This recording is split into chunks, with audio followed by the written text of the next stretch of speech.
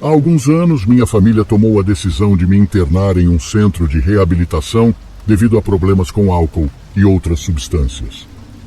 Meus parentes tomaram essa decisão porque eu estava incontrolável. Já havia chegado ao fundo do poço diversas vezes, sem demonstrar intenção de mudar e seguir em frente com minha vida. Eu realmente gostaria de poder contar onde isso aconteceu, mas não posso revelar os detalhes por minha segurança. Posso dizer que o centro ficava num antigo casarão nos arredores de uma cidade, localizado em uma das cidades mais altas do nosso país. Desde o início notei um comportamento estranho entre os pacientes e funcionários do centro de reabilitação. Por exemplo, à noite você podia ouvir várias pessoas andando pelos corredores murmurando algumas coisas.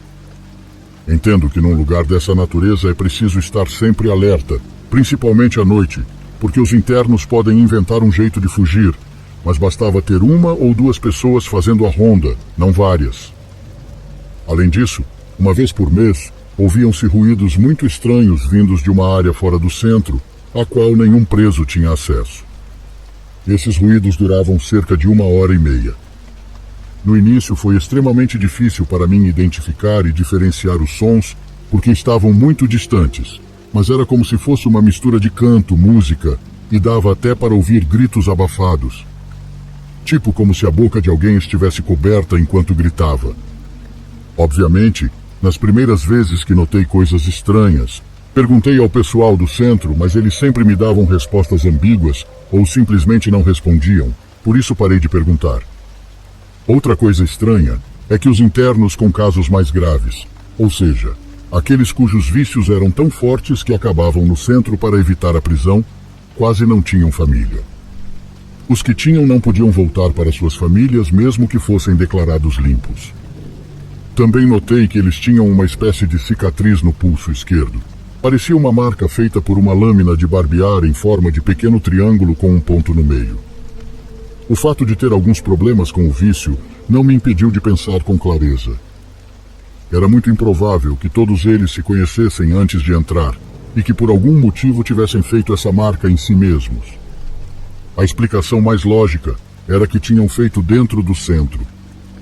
Tentei perguntar sobre as marcas, mas as perguntas eram sempre evitadas, como se tivesse vergonha ou que aquilo significasse algo ruim. Esses pequenos detalhes estranhos que teoricamente não estavam conectados começaram a me deixar um tanto paranoico. A minha situação e comportamento começaram a chamar a atenção do pessoal, e a sua atitude em relação a mim começou gradualmente a mudar, ao ponto de sentir que me estavam a tratar com hostilidade. O momento em que comecei a me sentir atacado foi quando a comida que me davam ficou com um gosto estranho, não excessivo, mas percebi. Não que tivesse um gosto ruim, mas tinha um certo sabor que não pertencia àqueles alimentos, e isso também acontecia com os sucos. A situação tornou-se insuportável quando, certa vez, perdi a consciência após tomar um suco. Quando acordei, me encontrei em um quarto apenas de cueca. Eu estava começando a reagir quando pessoas usando máscaras de animais entraram. Estar cercado por indivíduos mascarados foi o momento mais assustador da minha vida. Sinceramente, pensei que eles iriam fazer algo horrível, principalmente porque eu estava de cueca, mas nada aconteceu. O que eles fizeram foi me segurar e com uma lâmina de barbear fizeram em mim o mesmo símbolo que eu tinha visto nos outros internos, o triângulo com um ponto. Depois disso, eles me sentaram em frente a uma cadeira e a uma TV. Me amarraram para que eu não desviasse o olhar da tela e começaram a tocar uma série de gravações torturantes. Não quero dizer que o que foi mostrado foi algo muito forte. O homem estava apenas olhando diretamente para a tela. O importante foi o que o homem falou, porque tudo foi feito de tal forma que parecia que essa pessoa estava falando diretamente comigo. Acho que o pessoal do centro tinha tudo bem estudado para saber acertar golpes baixos na mente. Também acho que eles tinham gravações diferentes para tipos diferentes de pessoas, porque não acredito que as palavras que o homem na gravação dizia teriam o mesmo efeito em alguém com uma vida muito diferente da minha. Essa gravação de várias horas me quebrou. Atacou minha psique, meu comportamento, meu modo de pensar e me fez sentir que tudo de ruim que havia acontecido comigo era minha culpa e que minha vida estava uma bagunça porque eu estava uma bagunça. Fiquei olhando para aquela tela por pelo menos 24 horas e senti algo quebrar dentro da minha mente. Cada palavra que aquele homem disse penetrou profundamente em meu cérebro. Acho que essa era a ideia. Eles queriam me quebrar, e depois disso eles me soltaram, me deram roupas, me alimentaram e me deixaram dormir no meu quarto. No dia seguinte, eu não queria sair do quarto porque me sentia vulnerável. Mas de madrugada, eles me tiraram à força me batendo e me arrastaram de volta para a TV. Não conseguia gritar porque eles cobriram minha boca. E enquanto me arrastavam, rasgaram minhas roupas até eu ficar só de cueca. Eles me amarraram na mesma cadeira e reproduziram todas as gravações. Porém, dessa vez a sala estava absolutamente gelada. Era um frio horrível. Acredito que essa rotina se manteve por 6 semanas ou mais.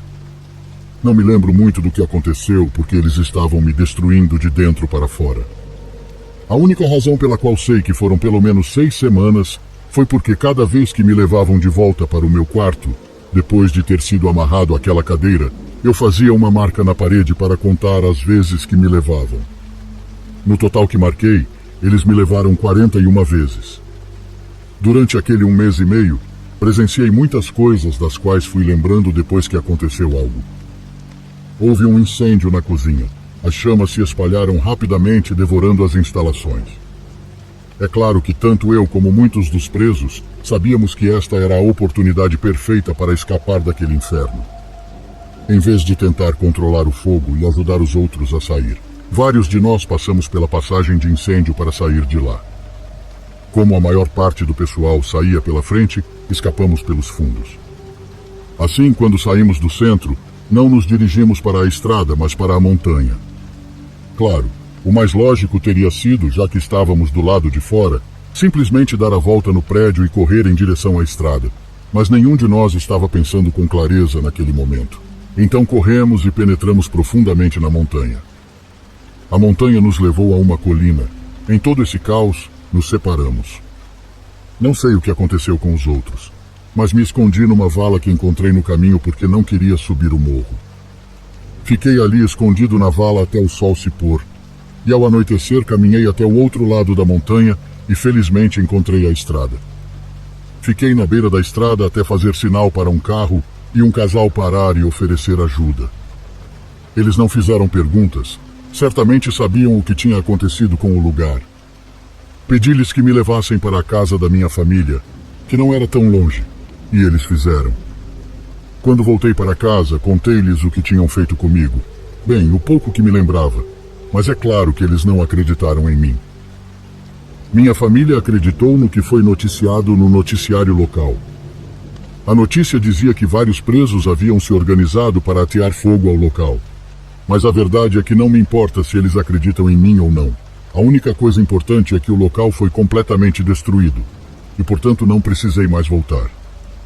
O pesadelo não terminou aí, porque com o passar dos dias comecei a me lembrar de algumas coisas que aconteceram durante as semanas em que fui submetido à lavagem cerebral.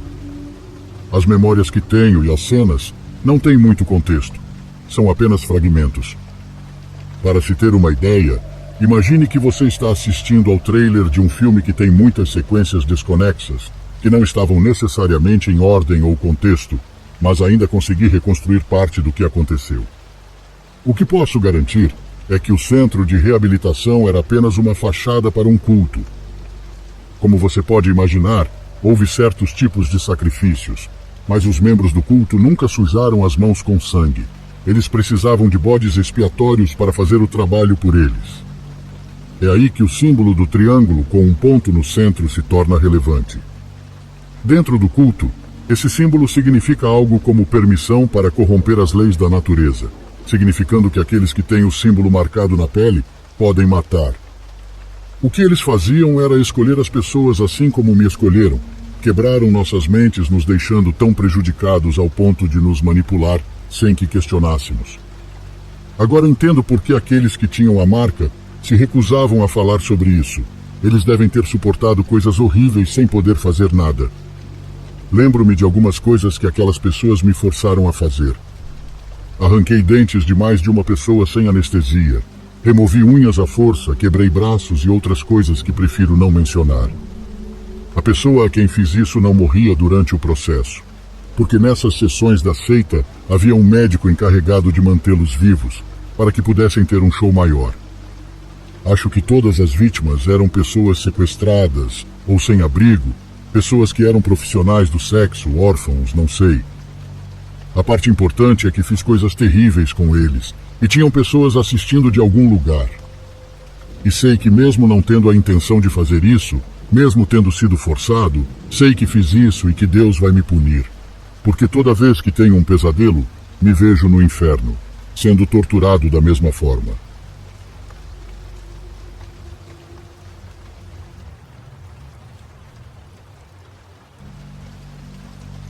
Eu estava passando por uma depressão devastadora, depois de descobrir que a mulher com quem estava há 4 anos estava me traindo com alguém do trabalho dela. Doeu encarar a realidade de que minhas esperanças e sonhos haviam desaparecido abruptamente. Tentei manter minha mente ocupada com o trabalho para evitar pensar no pior. Lidar com pensamentos destrutivos foi um desafio, e depois do trabalho, afogava minhas mágoas no álcool, na tentativa de esquecer as feridas que a mulher me infligiu. Assim, meus dias se passaram no meu papel de policial patrulhando um bairro rico e questionando por que aquela mulher me traiu daquela maneira. Ao saber da minha situação, meus colegas tentaram me animar e ocasionalmente me apresentaram a algumas de suas amigas. Porém, na época, eu não tinha vontade de conhecer mais ninguém. Me senti humilhado e sem vontade de viver. Certa noite, meu parceiro de patrulha e eu paramos para jantar perto de uma loja de conveniência. E foi aí que a risada de uma garota com uniforme de loja me chamou a atenção. Eu me virei, e lá eu vi Pérola. Não quero entrar em muitos detalhes, mas depois de alguns meses, Pérola e eu nos tornamos um casal e nos casamos 2 anos depois. Sempre pedi para ela largar o emprego, mas ela nunca gostou da ideia. Ela continuou trabalhando na mesma loja perto do restaurante onde eu costumava jantar com meu companheiro de trabalho. Pérola me enviava diariamente 2 mensagens quando saía de casa para trabalhar, e uma mensagem no final de seu expediente para ir buscá-la. Uma tarde, a mensagem de que ela havia chegado ao trabalho nunca chegou, o que me deixou ansioso e nervoso. Meu parceiro tentou me acalmar, sugerindo que ela simplesmente esqueceu ou talvez seu telefone estivesse sem bateria. Quando tive oportunidade durante a patrulha, desviei-me do nosso trajeto para ir à loja. Se ela estivesse na loja, eu ficaria feliz e seguiria meu caminho para o trabalho. Mas se fosse esse o caso, eu não estaria compartilhando essa história com você agora. Quando cheguei, fui informado que ela não tinha vindo trabalhar naquele dia. Foi então que meu coração afundou no estômago. Liguei para os pais dela. Eles não sabiam de nada. Não pude continuar com meu turno. Fui até a casa dos pais dela e de lá comecei a ligar para nossos amigos em comum e policiais de folga para me ajudar a iniciar uma busca.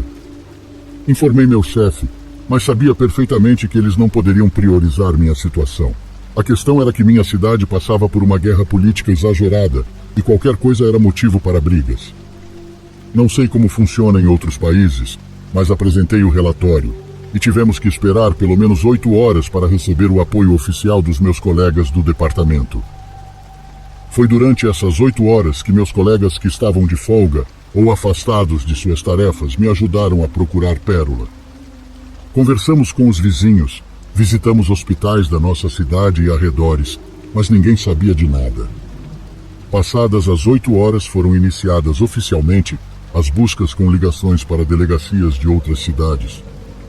Eu sabia a cada minuto que algo estava terrivelmente errado, e minha ansiedade e desespero estavam apenas se intensificando.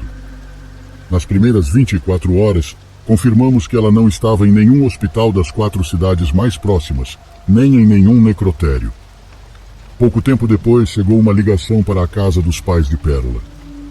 A pessoa que ligou disse ter visto uma jovem com feições semelhantes à Pérola sendo levada. Eles estavam andando quando um veículo bloqueou seu caminho. 2 homens desceram, agarraram-na pelo pescoço e jogaram dentro do carro. A pessoa disse que era um SUV cinza com 2 portas e um porta-malas grande. A última coisa que ele disse antes de desligar foi a direção que o SUV tomou. Ele mencionou que era uma rua que liga à rodovia que leva à zona leste da cidade, que é menos urbanizada, sabe? Ruas não pavimentadas, menos semáforos, um lugar bem isolado e largado por Deus. Diferentemente do que você imagina, não era um lugar conhecido por sua presença criminosa, por isso achei estranho. Essa ligação ocorreu por volta da 1h da manhã, com os pais de Pérola me ligando imediatamente. Como já era tarde e eu não queria incomodar meu chefe, o que fiz foi avisar meus colegas que eu sabia que me apoiariam.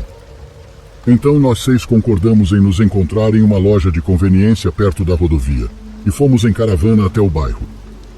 Obviamente não nos nossos carros de patrulha, mas nos nossos veículos pessoais. Tínhamos acabado de entrar em um desses bairros quando um SUV cinza com 2 portas e um grande porta-malas passou por nós muito rapidamente. Dada a sua velocidade e hora da noite, decidimos segui-lo. Não chegamos muito perto. Simplesmente aceleramos o suficiente para acompanhar as luzes traseiras à vista, mantendo uma distância de cerca de 200 metros. Quando percebemos que o veículo começou a desacelerar, mantivemos a velocidade e o ultrapassamos intencionalmente. Se o SUV estava desacelerando, era porque estava prestes a fazer uma curva, o que não levava a nenhum bairro, mas uma estrada de terra cortando uma área de terreno não urbanizado. Quando voltamos para trás, o SUV já havia avançado na estrada de terra, mas não estávamos preocupados com isso. Deixamos 5 carros no meio do caminho, e nós 6 entramos em um único veículo e seguimos pela estrada de terra com os faróis apagados. Nos primeiros metros, tivemos que acelerar um pouco para alcançá-lo sem chegar muito perto, apenas mantendo as luzes traseiras à vista.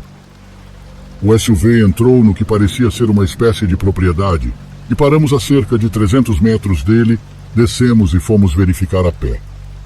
O que fizemos foi começar a contornar os muros que rodeavam a propriedade, procurando qualquer abertura, mesmo que pequena, para espreitar lá dentro. Entretanto, não encontramos nada ao redor. Obviamente, não podíamos simplesmente olhar pelo portão. Então alguém sugeriu que subíssemos para ver o que podíamos ver à distância. Encontramos uma árvore alta, e um dos nossos rapazes subiu. Ele não ficou lá por mais de 30 segundos quando nos disse que algo estranho estava acontecendo naquele lugar. Ele disse que havia homens vestidos com mantos e uma grande fogueira. Havia meninas amarradas com os rostos cobertos e que tinha pelo menos 9 pessoas com armas longas. Tínhamos armas, mas eram pistolas, e se tentássemos alguma coisa, sabíamos que acabaríamos mortos. Eu não tinha certeza do que fazer e estava tentando entender o que estava acontecendo. Eu nem sabia se Pérola estava entre as garotas da propriedade. Porém, se houvesse a menor possibilidade, eu teria que fazer de tudo para ajudá-la e as outras pessoas que estavam lá dentro. Todos voltamos para o carro. Meu colega ligou para alguns superiores e 20 minutos depois chegou uma equipe da Força Especial. Explicamos a situação e invadimos. Usando o caminhão, derrubaram o portão da propriedade, seguidos por mais 2 caminhões. Houve muitos tiros, e a coisa toda durou menos de 5 minutos. Um dos superiores nos sinalizou e corremos até lá, principalmente comigo indo direto para onde as meninas estavam. Antes que eu pudesse alcançá-los, 2 de seus homens me pararam e disseram: "Olha, você não quer ver isso." Quando falaram isso, meu sangue gelou, porque percebi que as meninas já estavam mortas. Meu colega me alcançou e viu como eu estava nervoso. O líder daqueles caras veio alguns segundos depois e disse para me deixar ver. E sim, lá estava a Pérola, nas mesmas condições que as outras mulheres e um rapaz. Ela havia sido sufocada, pois estava com marcas de mãos em volta do pescoço, com os olhos ainda abertos. Parecia que ela havia lutado até o último suspiro. Todas as mulheres tinham marcas de queimaduras horríveis nos pés. Aparentemente, elas foram obrigadas a andar sobre algo quente. Passei mal com o choque. Fiquei arrasado e caí no chão chorando. Enquanto eu estava lá, debaixo de um carro na propriedade, tiraram um homem que estava escondido. Estavam prestes a atirar nele quando ele recebeu ordem de vir e foi solicitado a revelar o que diabos estava acontecendo ali. Ele nunca usou a palavra culto, seita ou qualquer coisa do tipo. Ele apenas disse que havia um grupo de pessoas reunidas para realizar missas em honra ao seu Deus. Independentemente da sua negação, é óbvio que era um culto. O homem continuou falando, mencionando que a propriedade era usada não apenas para aquele fim, mas para outras atividades que não posso detalhar aqui. Ele revelou que não eram só eles, e que eles tinham aliados em altos cargos. Não tenho certeza do que ele quis dizer com isso, mas parecia que ele estava insinuando que eles estavam ligados a pessoas influentes. Eu estava consumido pela raiva. Eu queria tirar a vida dele, mas eu tive que me conter. Honestamente, estou muito grato porque, embora não tenha conseguido salvar Pérola, consegui pelo menos recuperar seu corpo e dar-lhe um enterro adequado. Já se passaram alguns anos e ainda estou sozinho. Acho que é melhor assim. As duas mulheres que amei em minha vida se foram, ambas de forma dolorosa. Atualmente estou tentando adotar uma criança e espero que ela possa me dar alguma alegria.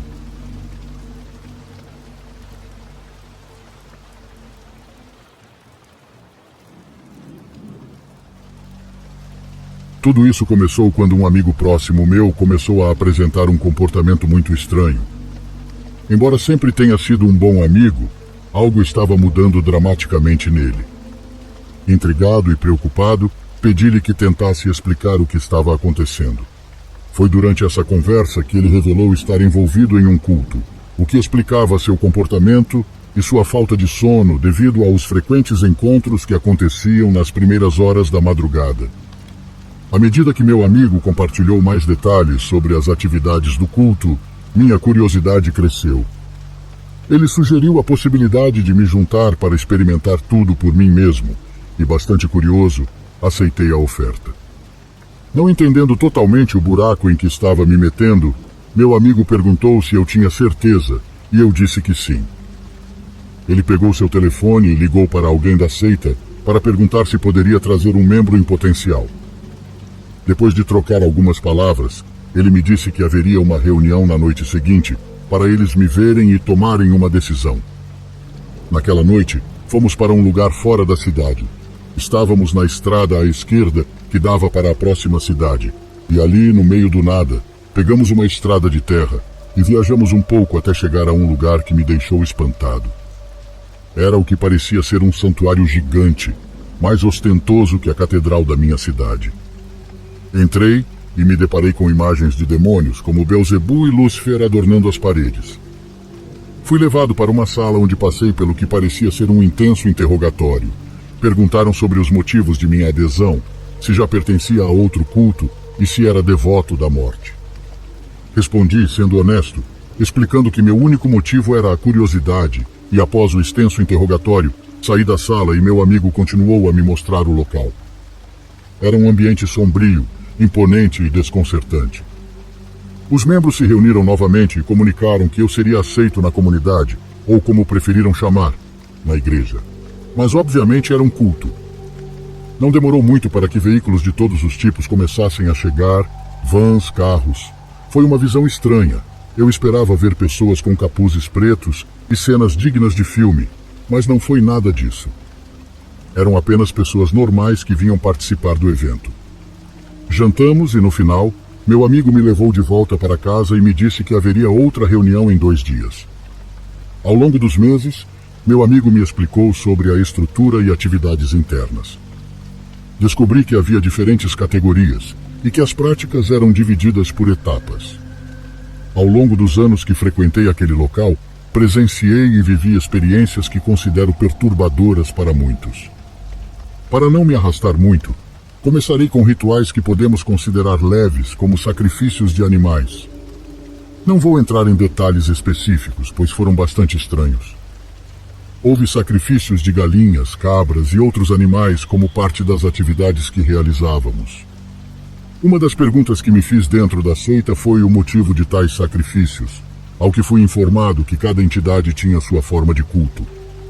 Alguns exigiam sacrifícios, outros apenas exigiam sangue, e alguns outros aceitavam ofertas mais comuns, como dinheiro. Por exemplo, havia uma figura de Santa Morte, associada à abundância e à ausência do mal, onde as pessoas geralmente deixavam dinheiro como oferenda. E com o passar dos anos fui subindo gradualmente de nível. A cada ano aprendi novas práticas e rituais. O culto tinha valores que de fato diferiam de muitos mandamentos das igrejas mais convencionais. Ao longo da minha jornada conheci mestres que, diferentemente dos líderes, tinham a tarefa de ensinar e orientar. Em uma ocasião, cerca de 5 ou 6 membros, incluindo eu, tiveram a opção de se submeter a certos rituais intensivos durante 1 ano e meio para se prepararem para o que chamavam de grande revelação.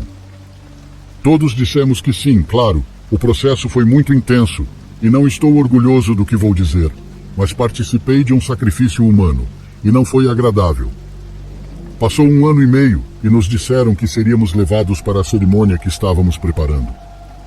Fomos até a parte mais distante do templo, onde eu nunca havia estado. Ao entrar, encontramos um quarto. Havia uma espécie de alçapão no chão, que levava a uma escada que nos levava até uma caverna. Depois de caminhar um pouco, chegamos ao que parecia ser um arco com 2 pilares de madeira unidos por ossos no topo. Não havia diferença visível entre estar de um lado ou de outro. Era uma caverna. A única coisa em ambos os lados era rocha e não tinha portas. Chegamos ao arco e recebemos vestes especiais e depois cruzamos por baixo. Enquanto continuávamos andando, uma das pessoas que nos guiava esclareceu que, ao chegar ao local designado, estávamos absolutamente proibidos de falar e não podíamos fazer sequer barulho com a boca. Quando chegamos ao final da caverna, havia uma cadeira velha e desgastada. Ao redor dela havia outros membros parados, roupas de crianças e outros detalhes que eu gostaria de nunca ter visto, mas você já deve imaginar o que é. Atrás da cadeira, esculpida na rocha, estava uma estrela pintada de vermelho. Disseram-nos que o fato de estarmos lá indicava que entendíamos o propósito daquela cátedra e que, se quiséssemos dar o próximo passo, teríamos que nos comprometer a obter um sacrifício a cada ano. Foi nesse momento, enojado, que tive vontade de fugir, mas eu sabia perfeitamente o que acontecia com as pessoas que saíam da seita e sim, quem viu o que eu vi acabava muito mal. Eu nem queria imaginar o que fariam comigo se eu dissesse que não queria continuar. Então, como todos, me comprometi a cumprir o que eles estavam pedindo. E para formalizar o compromisso, fizemos um pequeno pacto de sangue e iniciamos nossa jornada de volta. Ao sair da caverna e chegar ao salão principal do templo, ou seja, a sala de jantar, os membros mais graduados do culto nos aguardavam. Eles nos parabenizaram, jantamos e todos foram para casa. Vendo o que vi, não consegui dormir por cerca de 3 dias, até que desmaiei de exaustão.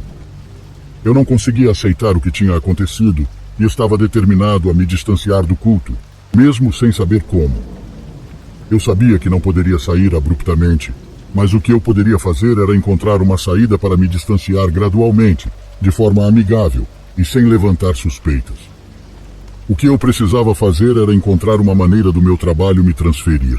Como era um emprego de prestígio, disse aos membros do culto que me mudaria e trabalharia em outro estado. Dessa forma, eu não estava fugindo. Tenha em mente que, mesmo estando longe do culto, tive que continuar frequentando o templo por mais de 1 ano. O que fiz foi espaçar o tempo entre as visitas até que parei de voltar completamente. Não houve represália contra mim, porque não saí abruptamente, mas gradualmente. Não pareceu que eu estava tentando fugir. Suspeito que seja por isso que ainda estou vivo. Presume-se que ainda faço parte da seita, porque nunca saí oficialmente. Eu simplesmente não os encontro há 3 anos, e honestamente acho que é melhor assim.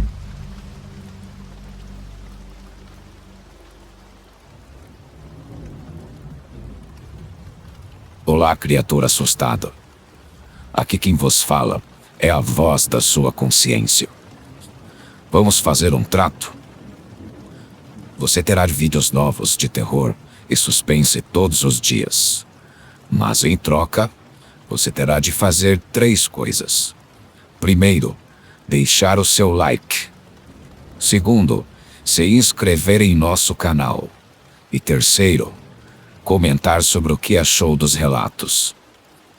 Veja bem, se você não fizer essas 3 coisas, pode ter absoluta certeza que eu irei puxar o seu pé à noite.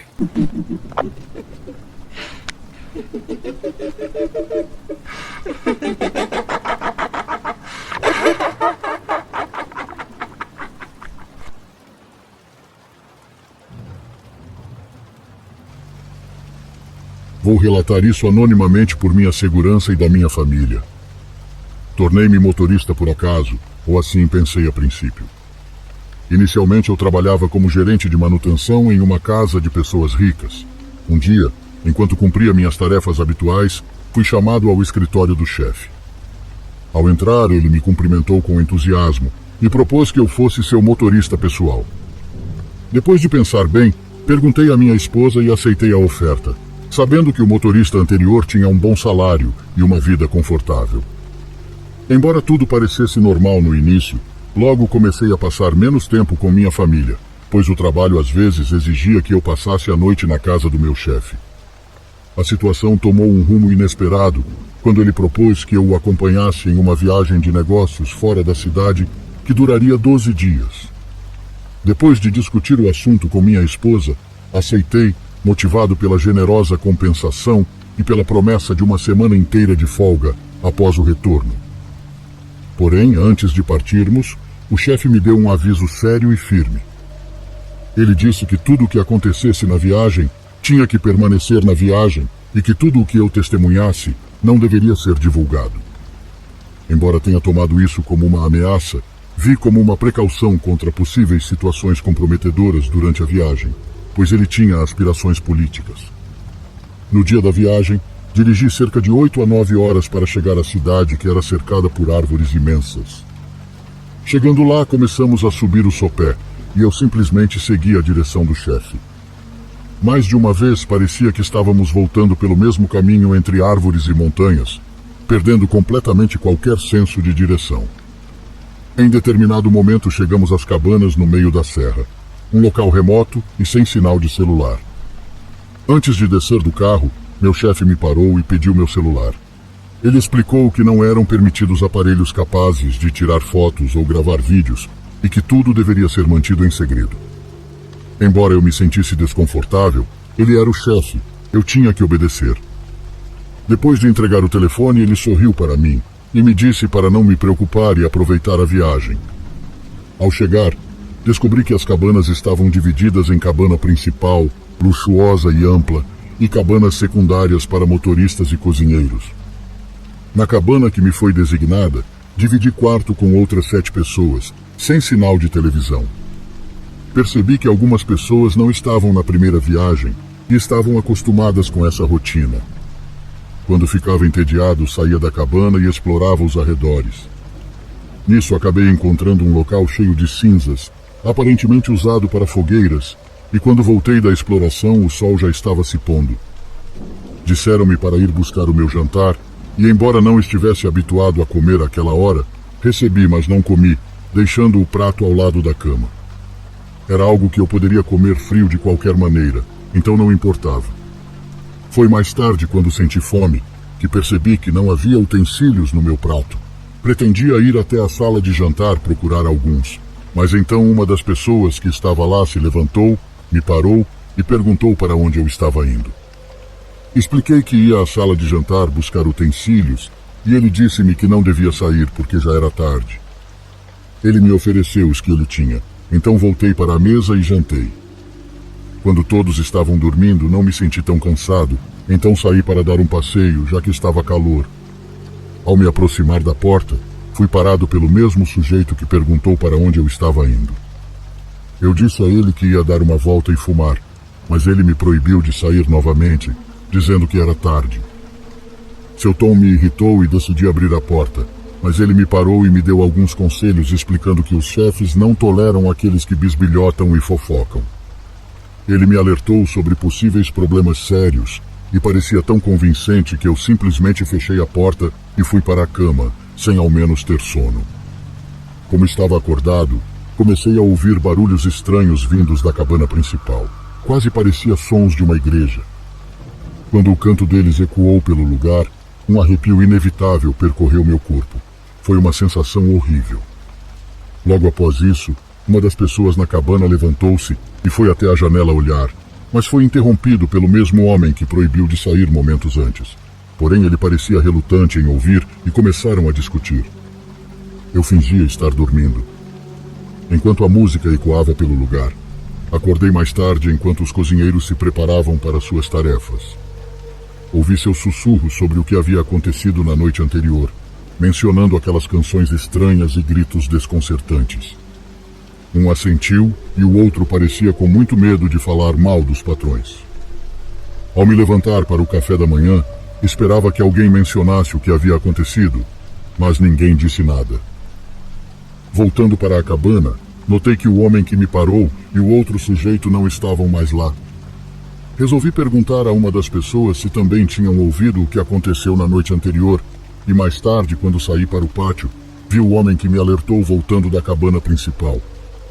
Todo o cenário estava me deixando desconfortável e assustado, mas me senti obrigado a aguentar, pois precisava do trabalho. Para me manter ocupado, decidi ir até um corpo d'água que ficava a cerca de 5 minutos de caminhada atrás do morro. Caminhando até lá de longe, pude avistar a imponente estátua de um homem com cabeça de cabra, chifres enormes e uma mão apontando para cima e a outra para baixo. Foi quando senti alguém agarrar meu ombro. Me virei e era o mesmo cara me avisando que esse era o segundo aviso que ele estava me dando e que não haveria um terceiro, enfatizando que eu deveria cuidar da minha vida para o meu próprio bem. Assustado e gaguejando, expliquei que estava apenas caminhando e fiquei impressionado com a beleza do morro e da cabana. Ele sorriu ironicamente e me disse que sabia exatamente o que eu estava fazendo, porém alertando-me sobre as consequências de me pegar pela terceira vez, olhando ou fazendo coisas que não deveria. Atordoado, abaixei a cabeça e voltei para a cabana. Mais tarde, um dos cozinheiros se aproximou de mim. De repente, perguntou o que eu vi quando fui para o rio, mencionando que o cara estava irritado comigo.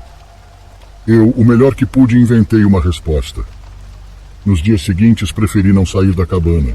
Saí apenas para comer. Algumas noites depois, as músicas e os cânticos ressoaram novamente, e dessa vez eu estava com tanto medo que não conseguia dormir. Em algum momento da madrugada, gritos puderam ser ouvidos por todo o lugar. Eram gritos de dor, tanto de alguma pessoa quanto de animais. Eu poderia jurar que eles estavam machucando alguém, embora pudesse ter sido tudo imaginação minha, já que nunca vi nada. Os dias seguintes foram iguais, e a última noite no morro foi a mais perturbadora e doentia. Esse canto tinha um tom mais angustiado, os gritos mais agudos e intensos, e embora eu não conseguisse ver o que estava acontecendo, a atmosfera estava carregada de uma energia perturbadora. O sono tornou-se impossível, e esperei ansiosamente pela manhã para deixar aquele lugar sombrio. Quando finalmente chegou o dia, pude me aproximar da cabana principal para carregar a bagagem do meu patrão. Não sei porquê, mas quando me aproximei, uma sensação desconfortável e de medo tomou conta de mim, mas tive que ajudar o chefe com a bagagem. Ao entrar involuntariamente na cabana principal, olhei para o segundo andar e pude ver a mesma estátua que tinha visto quando fui até o rio, só que desta vez tinha manchas de sangue. Rapidamente carreguei a bagagem e saí. Voltamos ao veículo, entramos e iniciei a viagem de volta à cidade. No meio do caminho, meu chefe perguntou se eu estava bisbilhotando. Com a pergunta fiquei nervoso, e ele me disse que estava ciente da minha curiosidade, acrescentando que estava tudo bem, mas me avisou que se eu revelasse algo visto durante a viagem, não acabaria bem para mim e minha família, que se eu me comportasse, haveria recompensas para mim e minha família. Parecia que ele estava falando com uma criança, ou se preferir, insinuando que me mataria se eu falasse algo. Então, como vocês podem imaginar, eu não disse nada. Um ano se passou e o encontro se repetiu, e na segunda vez eu não fiz nada. No outro ano, o chefe me avisou que não iríamos à reunião naquele ano porque ela não aconteceria, mas alguns dos membros iriam vir à casa dele, e eu tinha que levar sua esposa e filhas ao aeroporto, pois elas não poderiam estar presentes quando os convidados chegassem. O patrão também me disse que minha presença não era necessária, e que se eu quisesse poderia tirar alguns dias de folga, e aceitei a oferta. Aproveitei a oportunidade para passar bons momentos com minha família. Eu sabia quando os convidados do chefe deveriam sair, então, querendo estar lá caso algo fosse necessário, decidi me apresentar nas primeiras horas da manhã, antes que os convidados saíssem. Ao chegar, vi dentro da propriedade um caminhão de lixo que não era do nosso bairro. Parecia estranho, então cheguei um pouco mais perto para investigar. Estacionei perto do caminhão e saí para conversar com a equipe do lixo para ver o que eles estavam fazendo. Assim que me aproximei, Percebi que na parte de trás da casa eles estavam tirando o que pareciam ser corpos embrulhados em sacos pretos e jogando-os no caminhão. Fiquei petrificado com o choque e nisso meu celular tocou. Era meu chefe me dizendo para ir embora e voltar mais tarde. Seu tom era ameaçador e nesse momento pedi proteção para Deus, me perguntando aonde tinha me metido. Com esse emprego conquistei minha casa própria e consegui juntar um bom dinheiro, mas era um emprego que me dava desgosto e medo. 6 meses depois, meu chefe foi morto de forma brutal em seu próprio escritório. Nunca descobriram quem fez isso e essa foi a minha saída.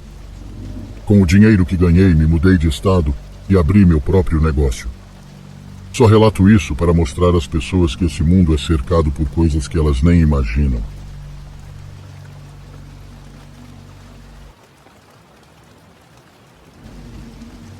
Na doença e na saúde. Esse foi o voto que fiz há 35 anos, quando me casei com meu marido Luther. Era a mais sagrada das promessas do meu diário, e eu a cumpri junto com a outra parte, na riqueza ou na pobreza. Eu era a esposa perfeita, pensei. Não só dei ao meu marido os 3 filhos que ele queria, e jantei na mesa à mesma hora todos os dias rodeada por uma casa impecável, como também o apoiei em tudo o que fez. E não falo metaforicamente. Quando nos casamos, Luther tinha um bom emprego. Então construímos uma casa juntos e formamos nossa família. Mas ele foi demitido durante minha 3ª gravidez e não conseguiu encontrar nada próximo ao seu bom salário. Acabei aceitando empregos temporários, apesar de estar no 3º trimestre e tendo 2 filhos pequenos em casa. Eu estava muito orgulhosa de mim mesma por ainda manter uma casa impecável, ter crianças limpas e bem alimentadas, bem como comida feita em casa todos os dias quando Luther voltava da procura de um novo emprego. Meu 3º filho tinha cerca de 6 meses quando Luther finalmente conseguiu algo permanente. Então tive que trabalhar muito na época anterior a isso. O bom é que morávamos perto do irmão dele, e ele e sua esposa ajudaram para que eu pudesse ir para o meu trabalho temporário. Mas não podíamos contar com eles com frequência. Parecia errado para mim. Eu deveria cuidar dos meus filhos como esposa, e nós 2 suspiramos de alívio quando Luther conseguiu um novo emprego e eu parei de trabalhar para me concentrar nas tarefas de dona de casa mais uma vez. Desde então, durante muitos anos, pensei que éramos o principal exemplo de como o casamento deveria ser. Nossos filhos se transformaram em adultos e formaram suas próprias famílias. Luther e eu nos tornamos ninhos vazios. Até que fui diagnosticada com câncer de mama. A mudança foi quase imediata na consulta médica. Luther ficou rígido e pensei que ele estava com medo do que poderia acontecer. Sua postura ainda era reservada, mesmo quando o médico nos disse que eles haviam descoberto cedo e que era altamente tratável. Eu precisava de apoio, pois me sentia sozinha em casa. Descobrir que estava doente provavelmente me afetou mais do que qualquer outra coisa. Em termos de tratamento, os médicos queriam ver como eu reagiria à quimioterapia antes de recomendarem a cirurgia. Fazer uma mastectomia era tão assustador para mim. Decidi não contar aos meus filhos por um tempo. De qualquer forma, eles não moravam perto e não queria os preocupar. Senti que meu marido era um apoio mais que suficiente. Era melhor esconder as coisas de todos até me recuperar. As más notícias sempre deveriam vir acompanhadas de boas notícias. Luther foi a minha primeira consulta e não parecia preocupado. Acreditei que ele havia aceitado a situação e estava pronto para ficar ao meu lado, mas ele evitou as 2 seguintes. Na 3ª consulta, outra pessoa em tratamento na clínica me contou uma coisa estranha. Entrei na internet e pesquisei essa informação. Muitas mulheres nos fóruns disseram a mesma coisa e eu não conseguia acreditar, mas minha intuição me dizia que era verdade. Supostamente era muito provável que os maridos abandonassem as esposas após o diagnóstico de câncer. Eu queria negar, Luther nunca faria isso, mas quando ele faltou a outros compromissos e mal conseguia olhar para mim depois das minhas crises de vômito em casa, eu simplesmente soube. Não demorou muito para que Luther me deixasse apenas um pequeno bilhete dizendo que não poderia mais fazer isso porque não havia se sujeitado àquilo. Acho que na doença e na saúde só contava quando ele era o doente. Tivemos sorte em termos de saúde por muitos anos. Eu cuidei dele durante resfriados, febres e tudo mais. mas ele não estava disposto a me ajudar depois de todos aqueles anos de casamento. Pensei em contar às crianças, mas simplesmente não consegui, mesmo quando os papéis do divórcio chegaram rápido demais. Comecei a pensar que ele estava se preparando para me deixar antes do meu diagnóstico, mas nunca tive certeza disso. Luther queria tudo para si. Procurei meu advogado e descobri que nossa casa, que foi comprada principalmente com meu dinheiro como entrada, estava apenas no nome dele.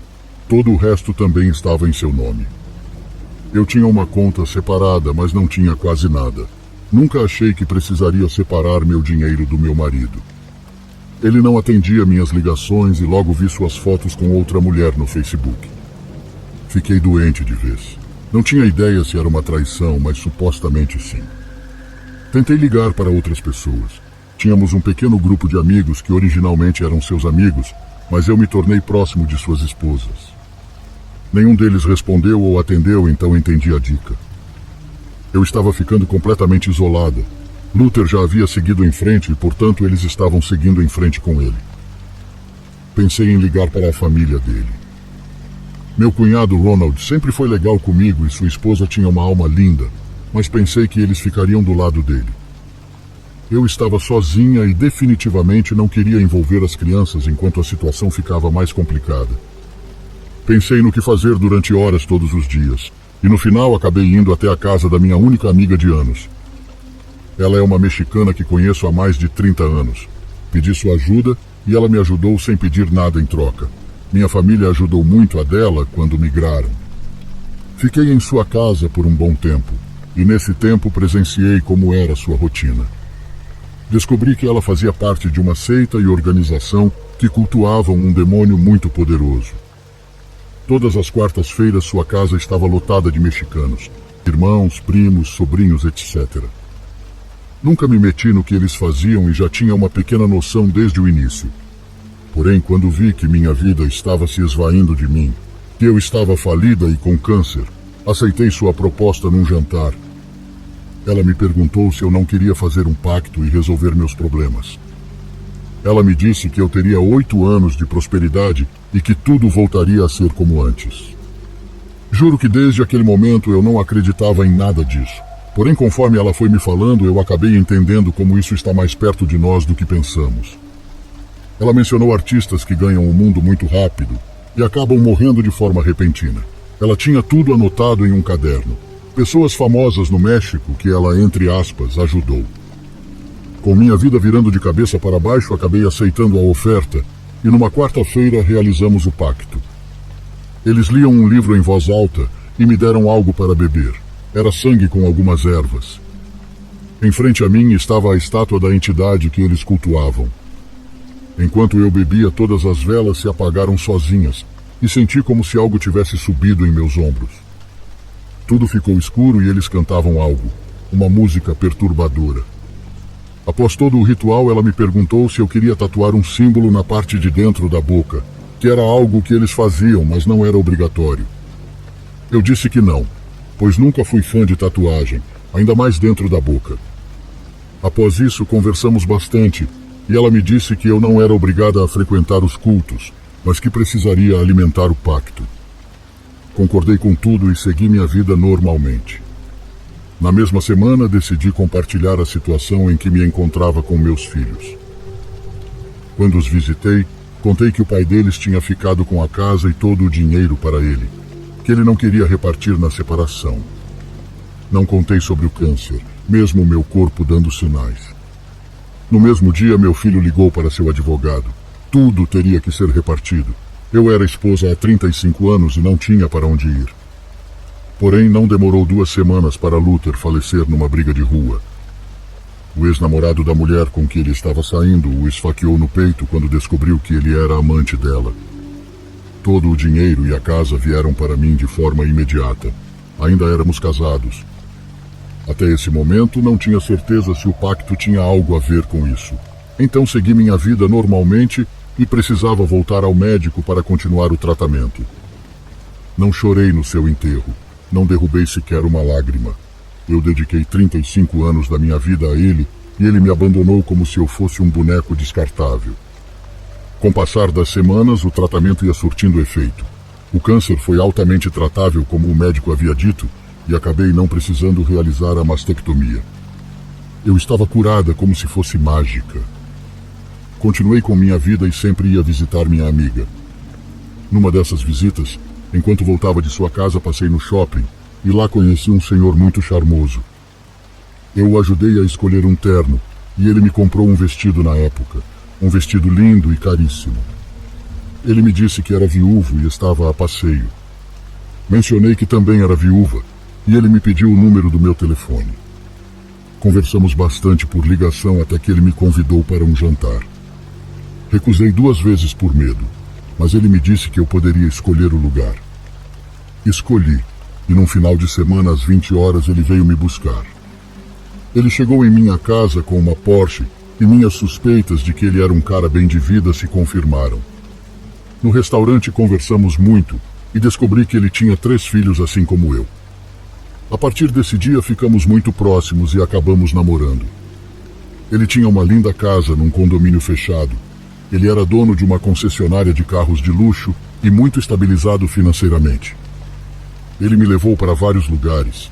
Viajamos muito e nos divertimos. Porém, 6 anos depois, minha vida virou de cabeça para baixo novamente. Ele me deixou do dia para a noite. O câncer voltou e o pior de tudo. Perdi meu filho mais novo num acidente de carro.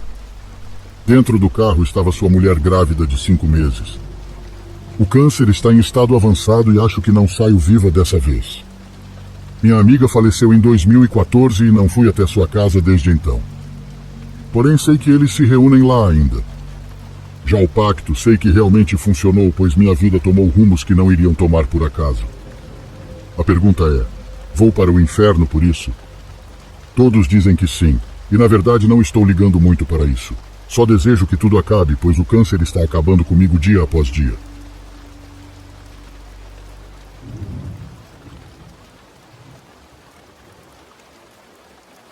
Olá, criatura assombrada. Ajude nosso canal a crescer. Por favor, comente. Diga se você já passou por alguma situação semelhante na sua vida. Algo semelhante a algum dos nossos relatos aqui de hoje. Teremos o prazer em lê-lo aqui. E por favor, não esqueça de compartilhar esse vídeo com seus amigos e familiares assombrados e assustados. E também peço que deixe o seu like e se inscreva em nosso canal. Isso é muito importante. Se você não fizer isso, já sabe, vou lançar uma maldição na sua vida.